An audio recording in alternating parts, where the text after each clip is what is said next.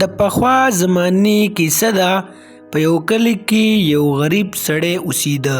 د هغه نوم علي بابا و. علي بابا به روزانه ځنګل ته تله.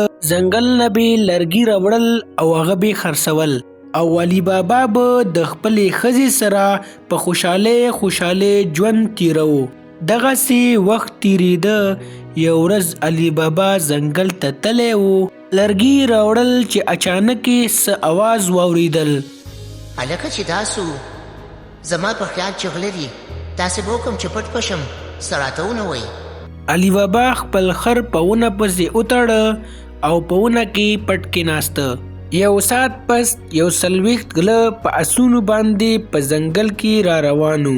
دا غله د یو غر سره ودرېدل. قل یا سمسم. د غار په خوله کې غټ غټ یو خواته کلاو شو او ټول غله دننه لاړه. شابه لکه زر مایل کېږدی چې وځو، هسې نه څوک مو نه ویني. او یو ساعت پس غله خپلو آسونو واپس روان شو.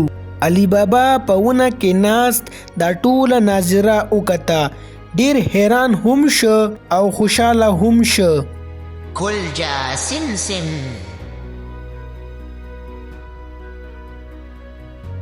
علي بابا چې په غار کې دومره سونې او پیسې ولیدې نو ډیر خوشحاله شو. زر یې یو 2 بورې ډکې کې او د کور طرف ته روان شو. السلام علیکم. په خیر راغلی. وعلیکم السلام. خدای دې وبخه. یا سړیا د بورو کې د څه راوړل؟ دا سونه د سونه یو خزانه مې لاس له راغلې ده. داسې وې زما خو یقین نه راځي. دا بورې راواله چې کمرې ته یوسو، نور وخت څه درته بیا کوم. خو اوس راته ووایه که نه سړیا دا کوم ځای وې؟ او علي بابا ټوله کیسه خپلې ښځې ته بیان کی. زه ورځمه ستا د ورور قاسم نه یو لوښی راوړم چې دا پې ناب کړو. ښځه خو خیال کوه ال ورته ونه وې، ګورې کار به راله وګورې. د علي بابا ښځه د قاسم د کره د لوښي دپاره لاړه. قاسم تی تپوس وکړ چې لوښی د څه دپاره پکار دی.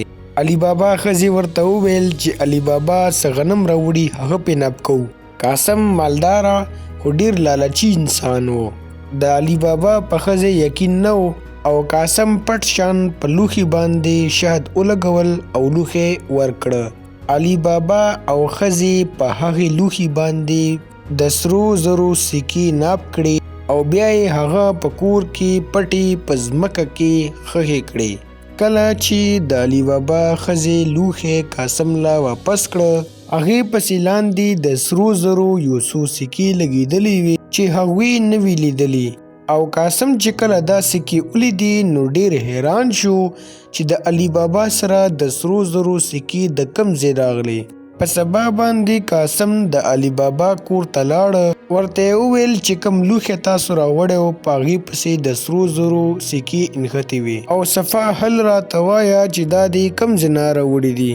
او علي بابا هم قاسم لا ټوله کیسه بیان کړه چې هسې نه ټول کلی خبر شي. قاسم ډېر لالچي انسان و. ځان سره یې 2 بوجې واخیستې او د غر طرف ته لاړه. او کله چې په غار کې دومره سونا او پیسې ولیدې نو ډېر حیران او خوشحاله شو. زر یې تی یو 2 بورې ډکې کې. خو چې کله د غار خولې له راغلې نو د غار د کولاوېدلو خبره تی هیره شوې وه. اوس قاسم دننه په غار کې گیر شو. لږ ساعت پس ته غله هم راغلل او د غلو مشر قاسم په غار کې دننه مړ کی. ټوله ورځ تېره شي او چې شپه شي قاسم را نشي نو د قاسم ښځه په منډه د علي بابا کور ته راشي او علي بابا ته ټوله کیسه بیان کی. او علي بابا په خپل خر سور شي او د ځنګل طرف ته را روان شي.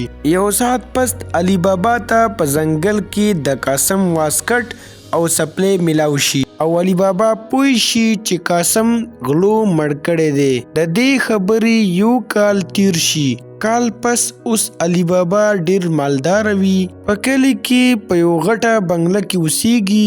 قاسم ښځه هم د علي بابا سره اوسېږي. او بل طرف ته د غلو مشر غوسه وي چې ورځ په ورځ په غار کې سونا او پیسې کمیږي. لاړ شئ په کلي کې وګورئ چې څوک نوي نوي مالداره شوي دي او ماله یې خبر راکړئ. او غله دغسې کپړې او هولیه بدله کی او کلی کې ځای په ځای تپوس شروع کړي. غلو ته اخر د علي بابا پته ولګي. علي بابا پسې پټ پټ د هغه کور ته روان وي او چې کله د علي بابا کور معلوم کی نو د هغه د کور په دروازه یو کراس نشان جوړ کړي چې زمونږ مشر راشي او دا نښه وویني نو کور به معلوم کړي. یو ساعت پس چې د علي بابا ښځه بازار نه سبزي راوړي او کله کور ته راورسي نو په دروازه باندې عجیبه شان نښه وویني. نو د علي بابا ښځه پوه شي چې څه مصیبت راتلونکی دی او د علي بابا ښځه په کلی کې هر کور په دروازه باندې هغه شان نښه جوړه کړي. کله چې شپه شي او د غلو مشر راشي نو ډیر حیرانه او پریشانه شي ځکه چې په کلی کې په هره دروازه یو شان نښه جوړه شوې وي او یو ځل بیا علي بابا بچ شي. د هغې نه پس د غلو مشر په خپله علي بابا معلوم کړي یو پلان جوړ کړي او په سبا شپه د علي بابا کور ته راشي. د غلو مشر ساده کپړې اغوستي وي. علي بابا ته وایي چې زه د بل کلي نه راغلی یم، زه د تیلو کاروبار کوم او تیل خرڅوم او چا راته ستاسو پته راکړې ده نو که تیل اخلې نو ډیر په کم قیمت به درله درکړم.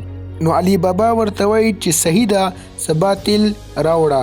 په سبا ماښام باندې د غلو مشر د تیلو چاټې راوړي او د علي بابا کره دننه کیدي.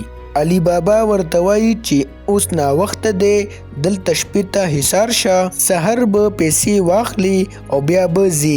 د غلو مشر هم ډیر خوشحاله شي چې زه سمه موکره ته میلاو شوه.